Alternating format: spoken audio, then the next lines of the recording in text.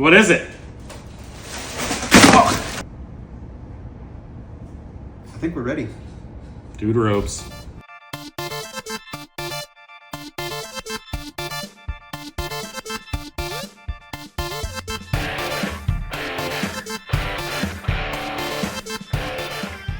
This is great. This is the life. I'm going to be honest with you. The last robe I had was a woman's robe. Yeah. Soft as fuck, but I felt like if I flexed my back at all, I was going to just hulk out of that bitch. This thing, dude. Not in this. You can move. Damn. Heck yeah. I'm going to get my sex on in this thing. Whoa. I don't know if that's approved. Dudes just doing what they do in robes. Together. Wait. Oh, you thought I meant... Yeah. What? He's like, okay, but don't tell my wife. Awkward. Dang it. You got me again. Bro, so I was in the mall the other day, just picking up my Pokemon cards, as I do.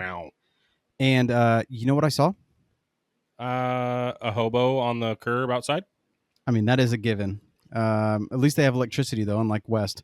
Yeah, anyway. Right. I'm following my nose, checking out this caramel corn. Yes. I see CCICT, they had iPhone 15s for $600, $599, and that's like $100 off. You can get it on the actual Apple. Yep, there's $699 on Apple's website right now, and this one's unlocked. That's crazy. So you can take it anywhere, straight talk, whatever. Doesn't matter. Doesn't matter. You got it. Also, you know what else you saw? What? You saw iPhone 15 Pluses. Yeah, I did. For $50 off. They're $750 right now. $750. Unlocked. I literally was just looking at my Verizon account, just kind of going through my phones and all this stuff. I realized my mom is still rocking an iPhone 11. Oh, yes. Maybe it's time I just go upgrade her. Get her a 15 and just let her feel like a new person. We just added a line because my daughter got a phone finally. Oh, no. And I just bought a phone. And it was not... I don't do iPhones, and that's mostly what those guys have there. Yeah, but it's because it's what everybody wants. But it was not cheap. It was not this cheap, that's for sure. Well, I've kind of been having this debate on when like the kids should get iPhones and things like that. And honestly, my life would be so much easier if at least one of the kids had an iPhone or, a phone in general. So, man, this might be the time. Go to CCICT, pick up your iPhone 15 or 15 Plus for $599, $750. Save yourself some money. And then just go to Verizon or AT&T and add a line without adding a phone. Yeah, phone easy. Cost. CCICT.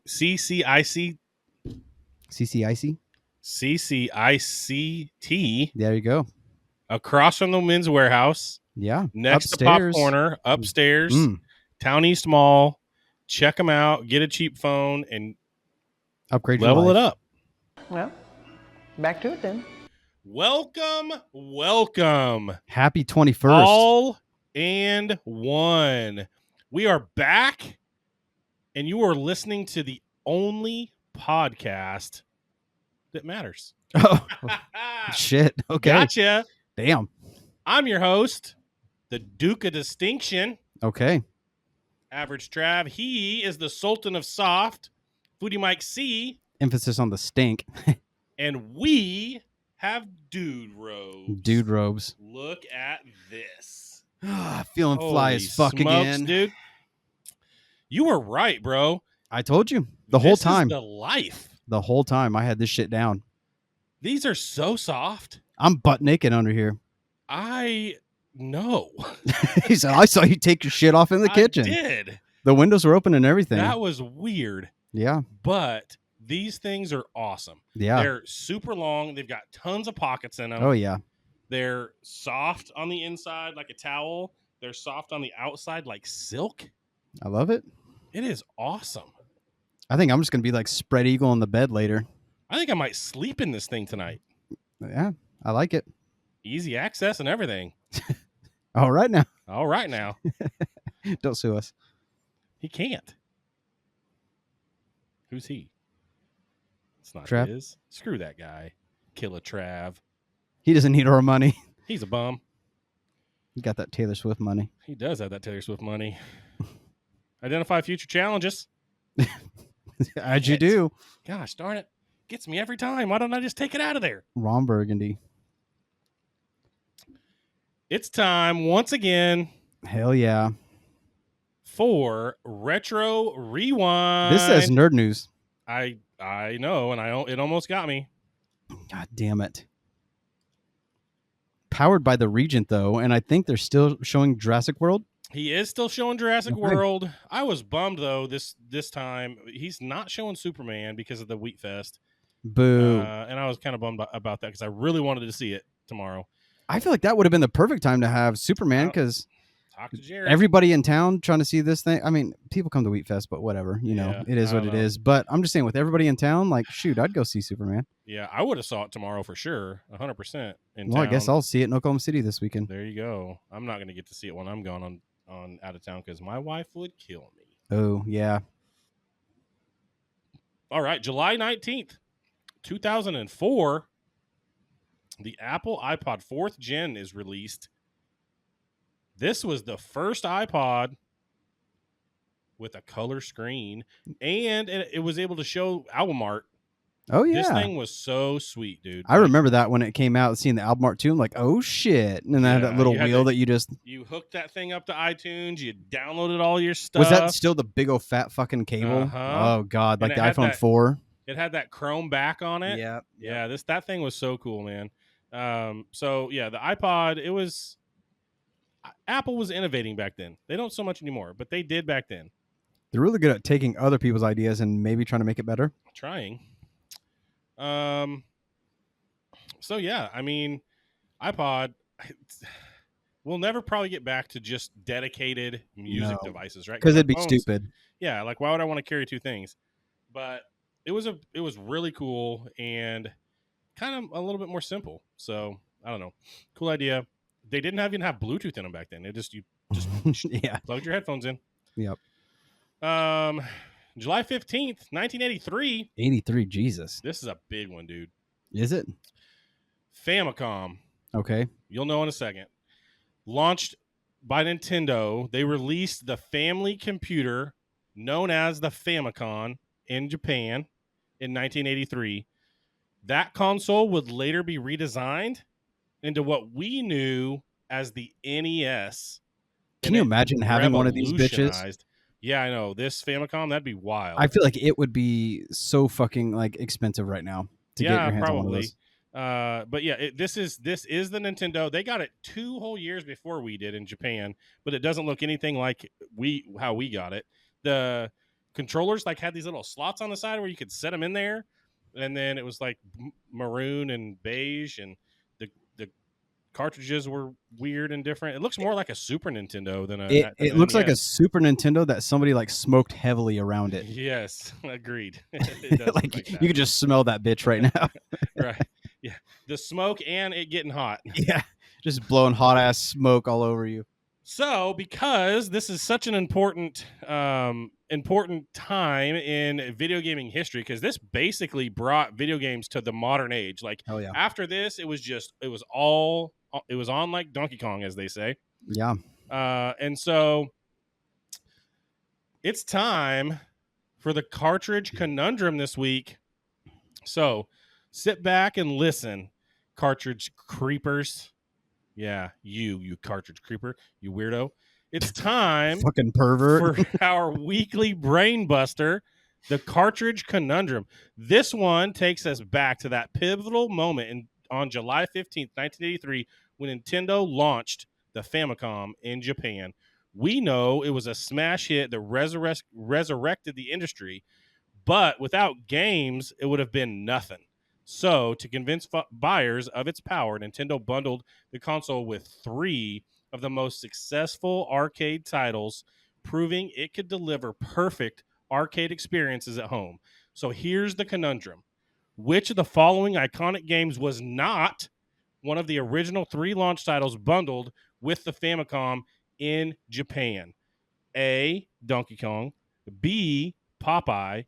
C, Super Mario Bros. D, Donkey Kong Jr. You got it? Raw. Next question. It is. So leave us a comment with A, B, C, or D for the one that was not bundled with the Famicom in 1983. Okay. So, anything else on the Famicom? No, I'm good. I've got some buddies that do. They've never shouted us out, so I don't know why I'm shouting them out. But they do a podcast called WT Famicom. WTF? Okay. All right. Yeah, I like it. And so maybe go check those guys out. They're not as funny as us, but it's fine. Hell with those guys. Yeah. 1986.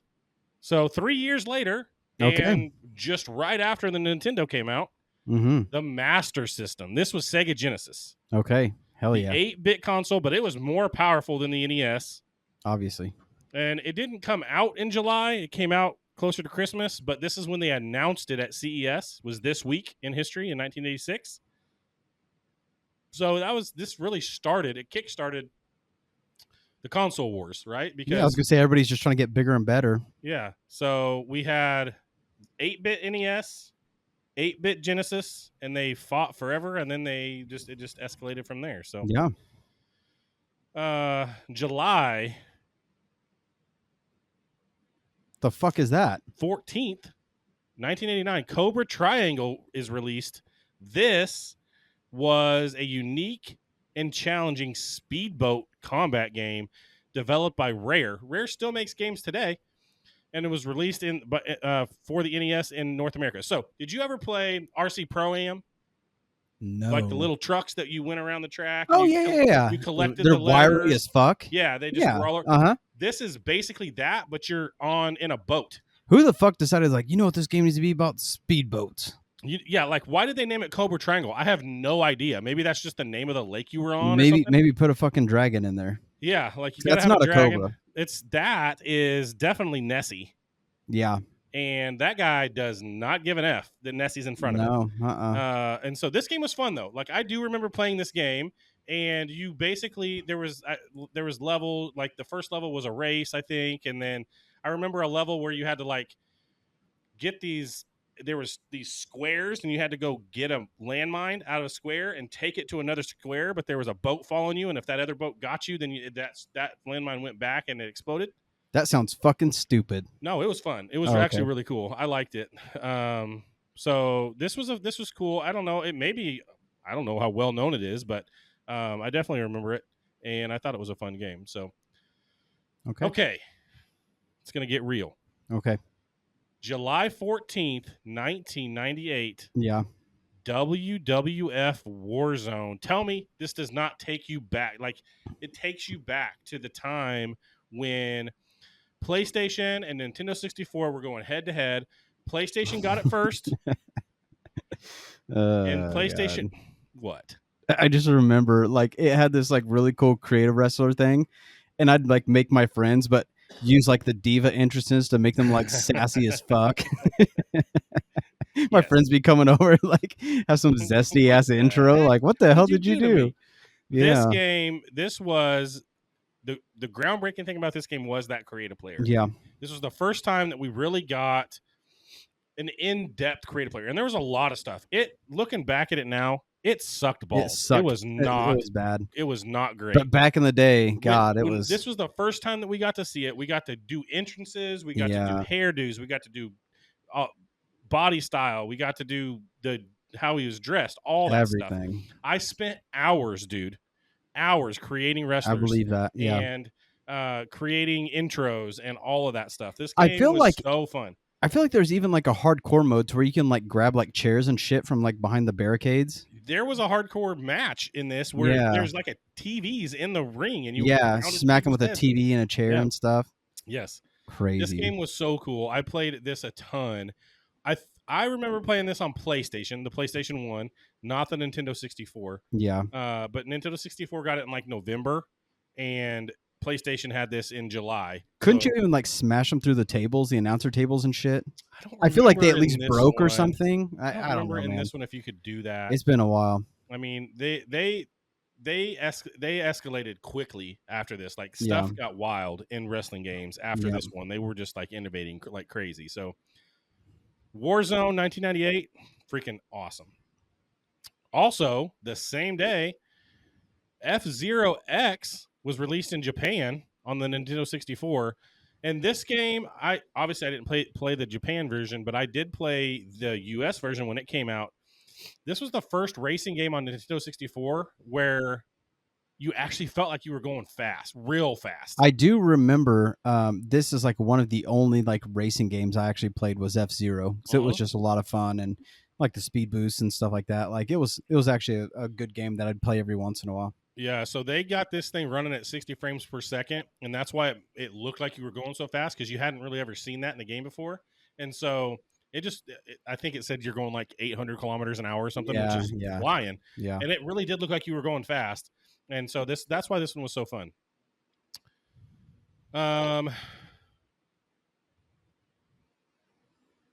TV, movies, and pop culture.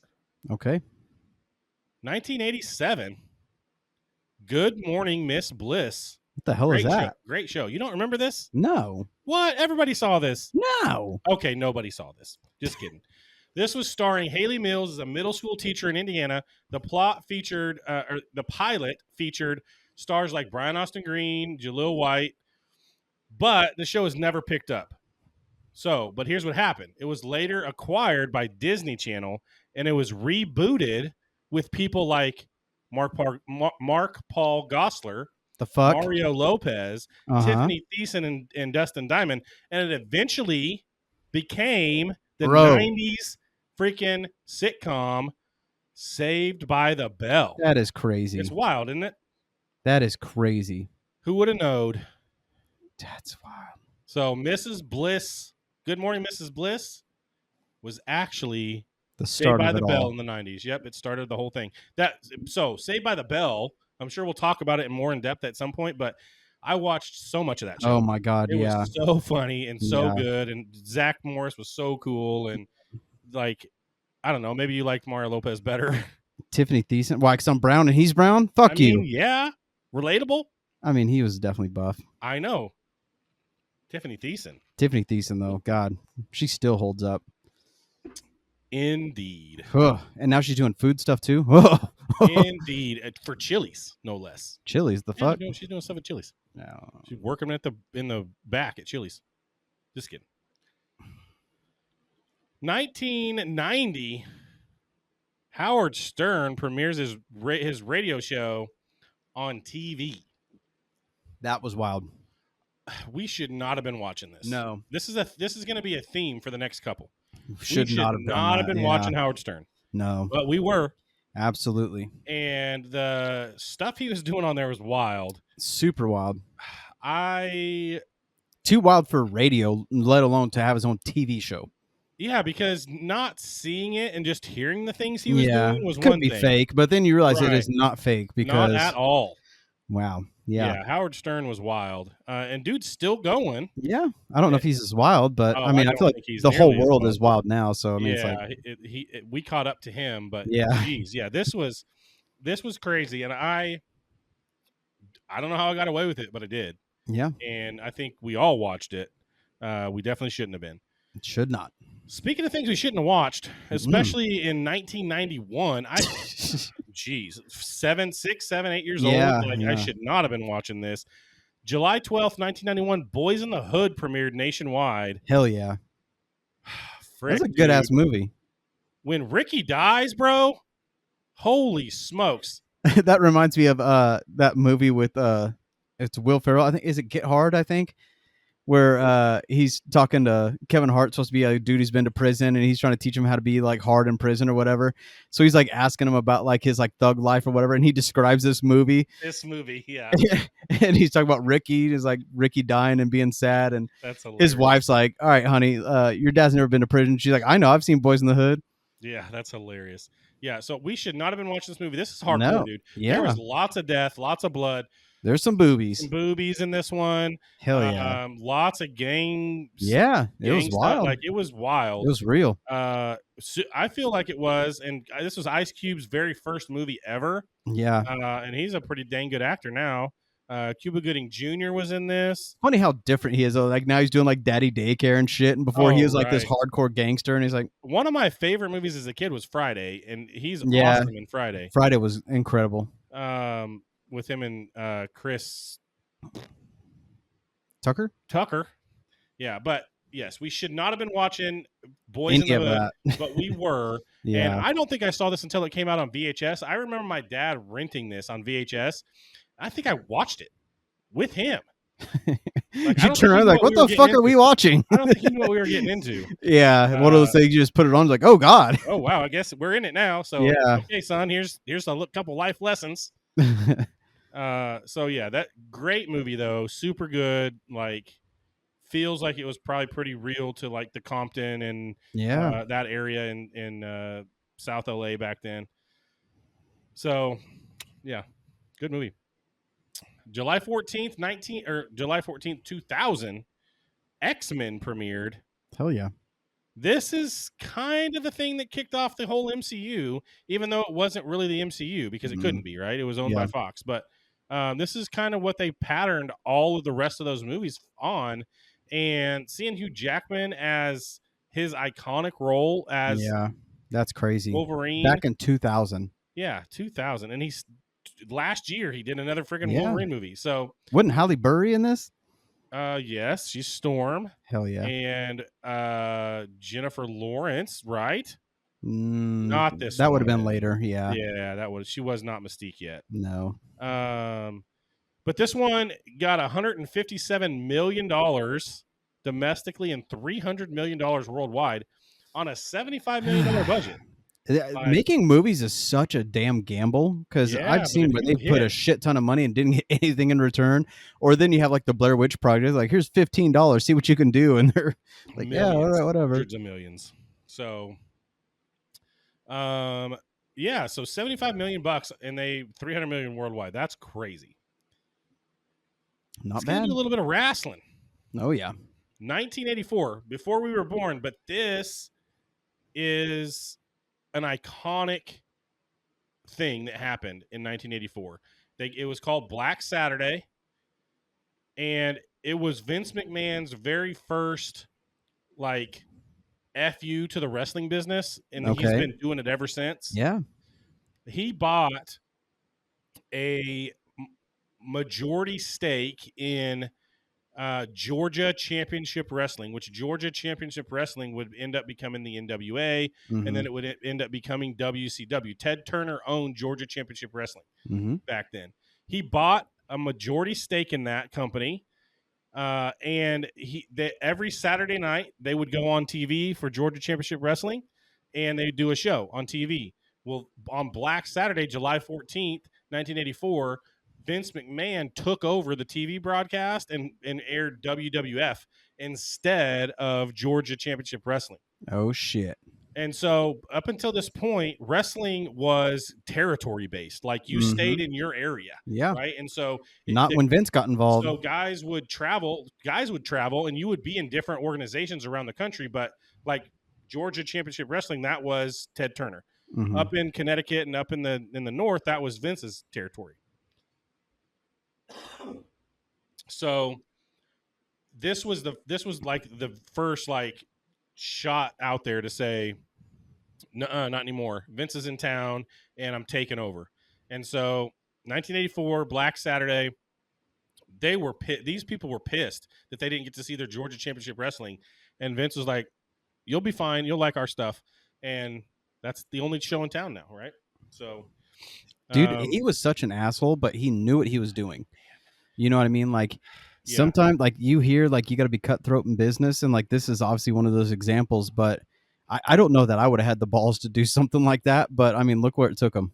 I mean, it just feels like he was just. I mean, his dad started the business, and his dad was like, also kind of cutthroat, but not nearly like Vince. Yeah, he wasn't going to screw everybody else over. No, for the and sake so of spreading. Vince was just like, dude, I'm taking over. Like, you guys can go your old ways, but I am taking this business over. And he did. He started it in 1984 with Black Saturday. So 1997, July 13th, 1997, 1 year after what we talked about last week when the NWO was formed, we get a main event that featured a celebrity crossover with Lex Luger and the Giant defeating Hulk Hogan and Chicago Bulls player Dennis Rodman. Dennis Do you remember Rodman was this? so fucking crazy. He was crazy. Back in like the early 90s, like that, Late mid 90s, yeah, like that fucker was all over the place, everywhere, man. dude. And that's the thing. I did you ever watch the Michael Jordan documentary? I don't know that I have. So they were talking about it was during this time, and they were talking about how Rodman would just disappear from basketball.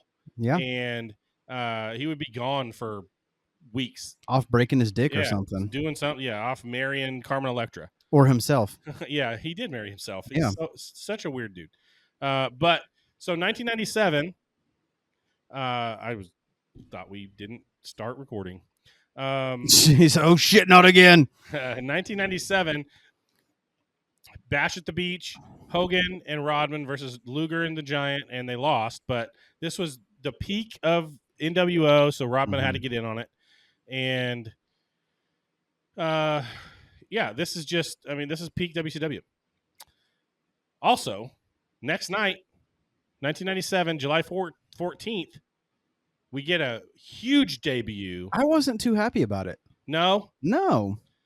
Dude Love appeared on WWF Raw in a classic Attitude Era swerve. Mankind's alter ego, Dude Love, debuted as Stone Cold Steve Austin's mystery partner to win the vacant WWF Tag Team Championship. I remember how awkward it was.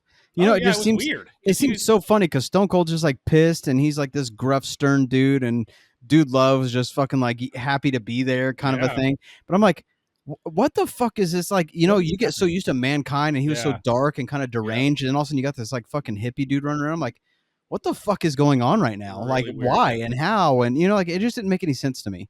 I kind of agree, but Dude Love was awesome. Dude Love was crazy, but I don't know. I mean, I love Mick Foley. Like, I think he's such a fucking incredible dude, and he was obviously just pivotal in everything that they did. But goddamn, like that, to me, it was just like, what the fuck is going on right now? It was weird for sure. It was definitely, and again, this is what they did back then. They just had surprises, and it was just cool that they even thought to do it, because and then they made them tag team champions. Like, what the fuck? That's like the weirdest damn champions ever. Yeah, exactly. Like, I don't know that there's a weirder duo to be the tag champions. I mean, guys that were together, like, the Hawk and Animal, and the Hawk and Animal were the Misfits is who I was thinking. Misfits were crazy. Yeah, real men wear skirts. Yeah. So 1 year later, Bash at the Beach, 1998, we get Rodman again with Hogan, but we get the dumbest shit ever. We get Karl Malone with Diamond Dallas Page. What? Karl Malone doesn't even seem like the type of guy who'd fucking even do that. Then he did. And this was when he was in trouble for dating that 14-year-old girl at this exact same time. And so, this was weird for sure, and it was right after the NBA Finals. Those two teams had just went through the finals, and now they were at WCW in the tag match in the freaking main event. Do you remember when Jimmy Kimmel used to do Karl Malone blackface? Yes, I do. And nobody even ever says anything about it. And it's so funny because he seems like so fucking like liberal now. Yeah, like he would be appalled at himself for and I think he has said he was. It's so weird that he was the dude on the Man Show, just farting, drinking, womanizing, and now he's like the super fucking liberal guy. Like, I don't know. Damn, I don't know. That was funny as fuck though. I just remember, like, wasn't he like funny? The white black Malone? Like, I don't know. Absolutely, he was. So the next night. Or not the next night, a couple weeks later, WCW Nitro, the fallout from Bash at the Beach saw the NWO storyline. So only 2 years after the NWO was formed, they're already starting to split apart. So we had Scott Hall and the Giant for the NWO against the Wolfpack, Sting and Nash. That was my favorite Sting, the black and red. Black and red Sting. Hell yeah. That was really cool. So, we've already got two factions of the NWO. We've got the WCW, and they just didn't know what they were doing. This is getting real close to when what's-his-nuts started doing. Vince Russo started doing such stupid crap in the WCW. He was so bad. Do you remember Raven? Yeah. I loved Raven. Raven was cool. I thought he was great. Yeah, Raven was real cool. Am I crazy, or was that where like X-Pac, was he one of his people for some reason?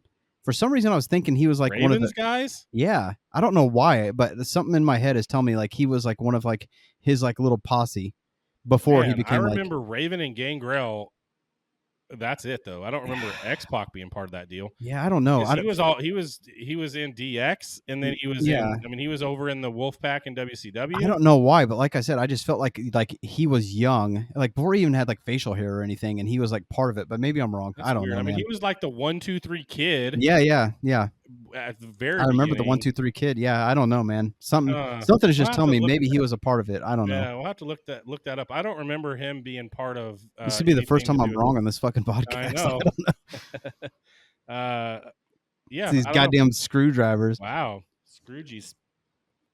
July 15th, 2002. Okay, so we've already had the WWF already bought the WCW, and so now it's time, because there's no more competition.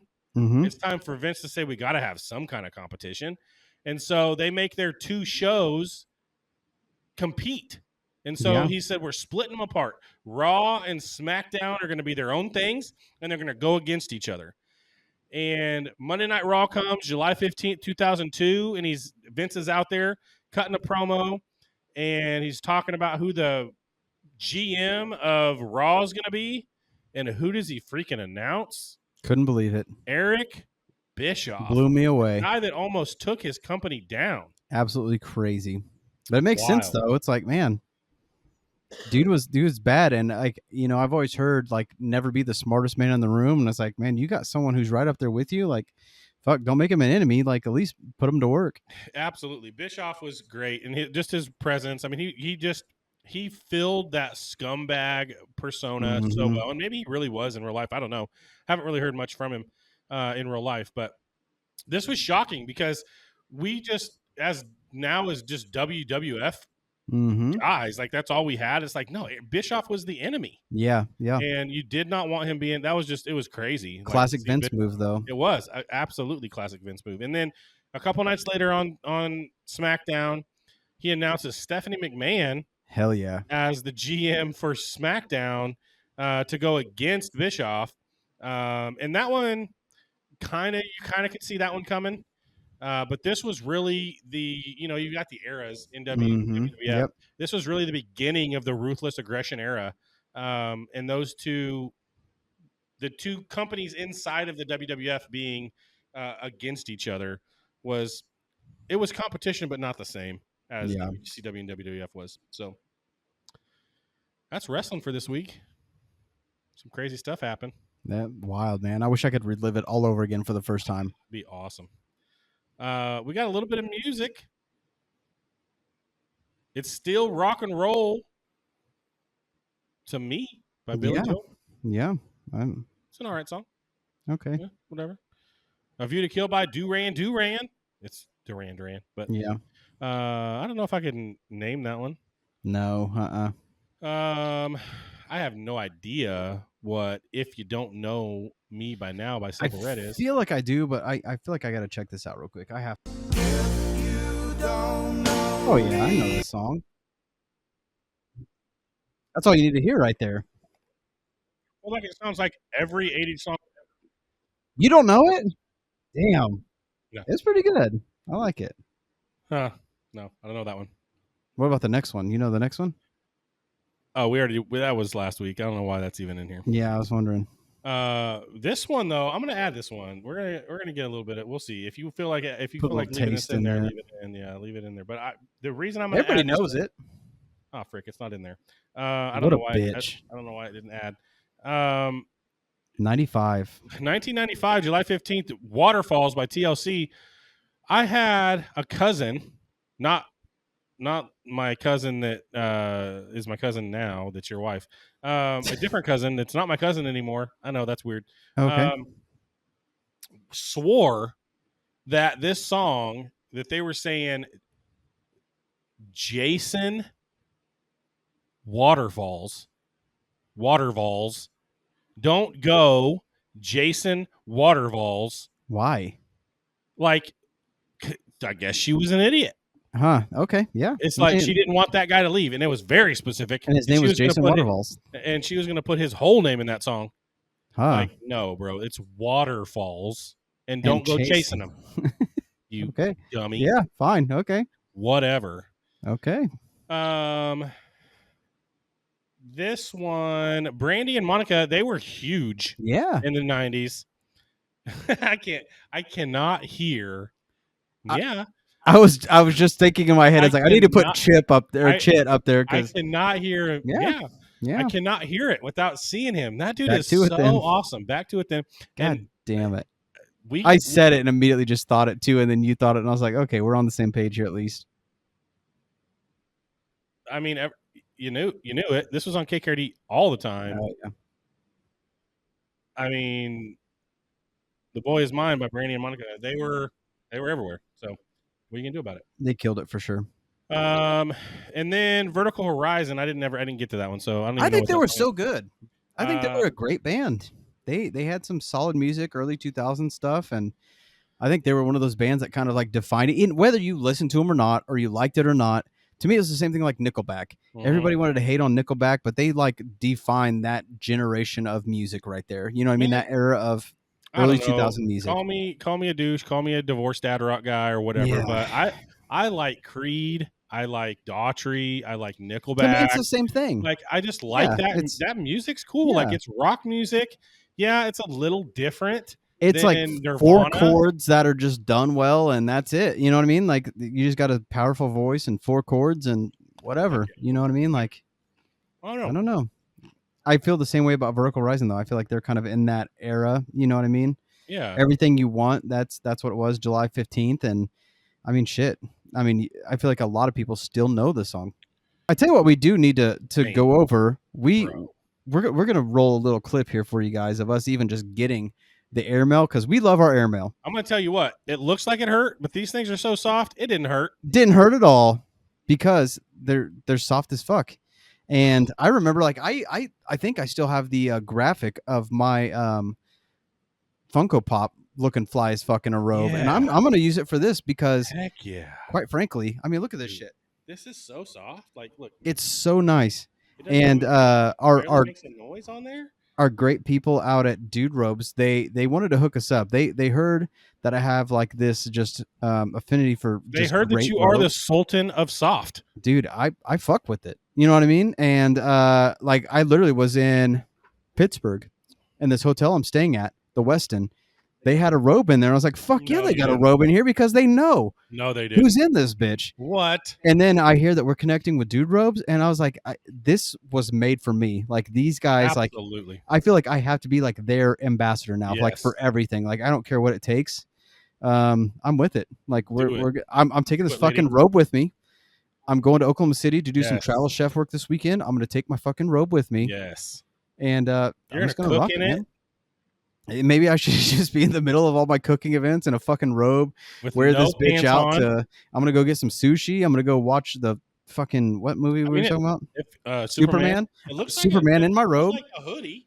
I mean, the hood is awesome. Maybe I'll do that. Maybe I'll just wear my robe every single place I can go and just kind of make a day of it. I don't know. Yeah. What do you think, Dude Robes? What should we do together? Robe day. Obviously, I can be outside in my robe doing some cool food content and stuff, but let's talk. Let's see what we can do here. I feel like this has just been a good week. Yeah. Like things have just been going right. Things are good. So for those of you who don't follow me on my socials, which is at Foodie Mike C, you wouldn't know that I have a dog named Thor. He's a golden doodle. So damn smart. Dude uses buttons to talk and everything. And he actually has been getting certified through the Midwest Battle Buddies out of Wichita, Kansas. And dude is officially a service dog now. He's so damn smart. We go Thor. We had to go and do this test, and I mean it had so much stuff, like, you know, like I'll leave the car door open and stuff. He has to wait outside until I tell him to get in, or be inside and wait till I tell him to get out, things like that. But literally at one point I'm walking with him like with a cart to see like how he handles people and zigzagging through clothes and shit. And this lady just throws down a piece of beef jerky on the floor, and he kind of like looks at it and then looks at me, and then we just keep walking. And the lady's like, "Hell yeah!" I would have grabbed that freaking beef exactly. jerky. It's like I was tempted. I almost grabbed that jerky, be like, "Hell yeah, jerky!" But There's a lot of stuff he did, and I mean, he just did an awesome job. So I mean, he's a super cool dog. He's smart, kind of a dumbass when he's at home, but it's like once he puts that vest on, he knows it's go time. So that was a really cool part of the week. And then I also found out that I will be representing Kansas at the World Food Championships again for the 5th time. Boom. So far, I've always had decent scores and everything. My first year, I took 6th in the world in dessert. And I mean, to make top 10 my first year was just unheard of. Like, I know people who've been in this for a decade and still haven't made top 10 yet. So that blew my mind, because I feel like dessert is honestly like the worst fucking thing I can do. But then, man, I want to say the last time I competed, I was in the seafood category, the hardest damn category. Is it? And I turned around I was looking at my competitors, and I turned around, I see Malcolm Reed from How to Barbecue Right. So if you look up this dude, he has like millions of followers on YouTube. What? He's got rubs and shit in Walmart. You know what I mean? So he's a big deal. And I want to say I missed the top 10 by like 0.25 points or something like that. Dang. So I was out on the bubble, and I had such a good score that I had the highest score of everyone who didn't make it into the top 10. And so that was pretty crazy. But I was just amped that I did that well, and then Malcolm took like fucking 30 something. Like really? I don't even remember. Yeah, he was like way back there. So made me feel good that I could go up there against like real. I mean, these are real ass chefs, like chef instructors and culinary schools, and people who've worked in restaurants forever, or resorts and shit. So super excited. I'm actually going to be in the bacon category, which is bacon or bacon. Bacon. It's basically anything I want to do with bacon, which is kind of weird. So the way they do it is they have what they call a signature round and a structured round. So you have 2 hours immediately. They tell you, go get busy. You have 2 hours to make 2 dishes, your signature and then the structure. So the structure is they might say, hey, you're in bacon, but we want you to do something with cherries as well. Everyone has to do something with cherries. And then you're like, oh, fuck, like, what am I going to do? So that kind of evens the playing field, because anybody can knock out a signature dish and make it good. But to throw in a twist, it's like everybody has to compete to that level. So I'm waiting to find out what the structure build is going to be. They don't tell you that day of. You get to prep. No, yeah. They will let me know, hopefully in the next couple weeks here, maybe mid-August. But we will find out, and that'll give me some time to kind of plan a little bit. And it's never anything usually too terribly crazy. But I don't know. I'm looking forward to it. It's going to be exciting. I may have a sponsor for it already. Heck so yeah, dude. Kind of waiting to find that out, but it'll just be cool to go and represent Kansas, and hopefully, the winner comes home with like $100,000. Dang! So that would be absolutely intense. That's awesome. So we'll see what happens. Just stay tuned on that. October, yeah, like 16th through 19th or something like that. I can't even remember, but yeah, something like that in Indianapolis. And I was even telling Trav, I was like, fuck, man. I was like, I know you don't know shit about cooking, but maybe you come down as a Cartridge&Quest thing. I can eat, though. I'll tell you if it tastes good. Fuck. But yeah, it's been an interesting week. And like I said, I'm about to go do some more travel chef work. And man, I don't know. Things have been feeling kind of okay for a little bit. Yeah, it's good. That's awesome, dude. I think that like the going to Pittsburgh, that's really cool. Mm-hmm. This World Food Championship thing, you've always been about it, but I feel like it's just continued to grow and it's getting bigger for you, and I think that's awesome.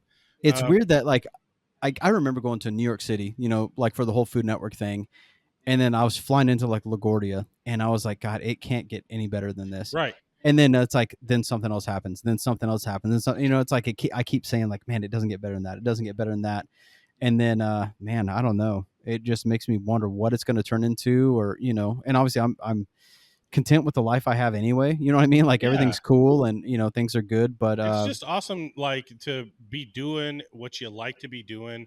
Sure, getting recognized for it's cool, but then just being able to continue to like level it up, and keep doing better. Like, and I like what I'm doing for sure, but it's like, at the same time, let me win that 100,000 over every other chef that's out there doing this.